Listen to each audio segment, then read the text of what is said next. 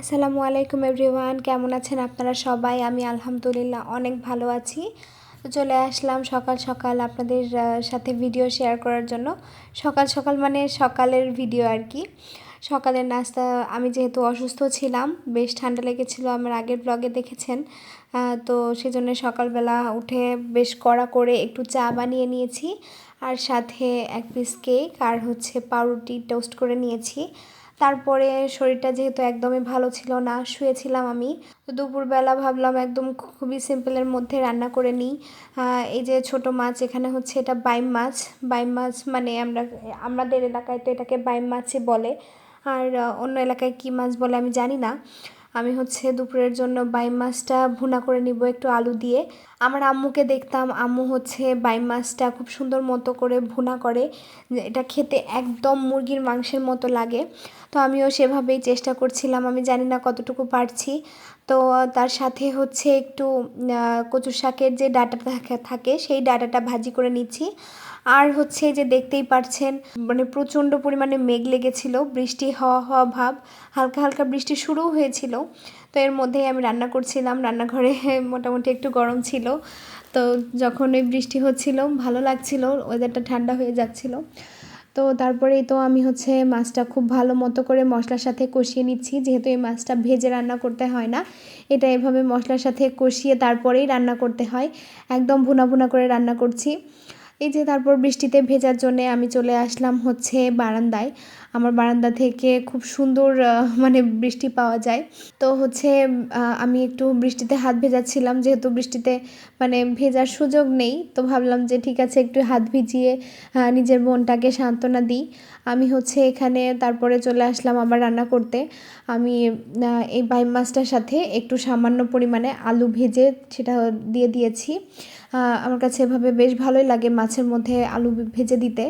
তারপরেই তো দুপুরের খাবার দাবার রেডি করব, এর মধ্যে আমার হাজব্যান্ড চলে আসছে। তো আসার সময় খাবার নিয়ে আসছে।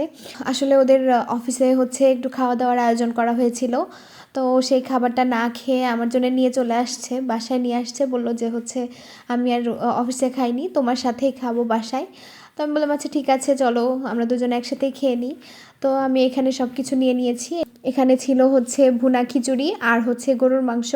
আমি তো গরুর মাংস খাবো না, গরুর মাংসটা ওকে দিয়েছি, আর আমি একটু খিচুড়ি খেয়েছি। খিচুড়িটা খেতে বেশ ভালো লাগছিল। তারপরে আবারও আমি একটু রেস্ট নিয়েছি, সন্ধ্যার সময় বের হয়েছিলাম। সন্ধ্যার সময় বের হয়ে কিছু কেনাকাটা করেছি আর কি, কেনাকাটা করার জন্যই বের হয়েছিলাম মূলত। এখানে প্রথমে গিয়েছিলাম একটু আরএফএলের শোরুমে। আমার হাজব্যান্ডকে যেহেতু অফিসে মাঝে মাঝে খাবার পাঠাতে হয়, সেজন্য ওর খাবারটা আমি নর্মাল বক্সে করেই পাঠাতাম। আমার হঠাৎ করে মনে হলো যে একটা হটপট যদি ওর কিনে দিই, তাহলে পরে হটপটের মধ্যে খাবারটা দিলে ও সেই খাবারটা গরম গরম খেতে পারবে। আর কারণ অনেক সময় হয় যে ও খেতে পারে না, খাবারটা ঠান্ডা হয়ে যায়, দেরি হয়ে যায় খেতে, সেজন্য আর কি হটপটটা নেওয়া। আরএফএলের শোরুমে যে আমার কাছে এই সিরামিক্সের জিনিসগুলো খুবই পছন্দ হয়েছে। আমার আসলে সিরামিক্সের জিনিসের প্রতি একটা আলাদা রকমের ভালোবাসা আছে, আমি জানি না কার কার আছে, হয়তো প্রত্যেকটা মেয়েরই আছে।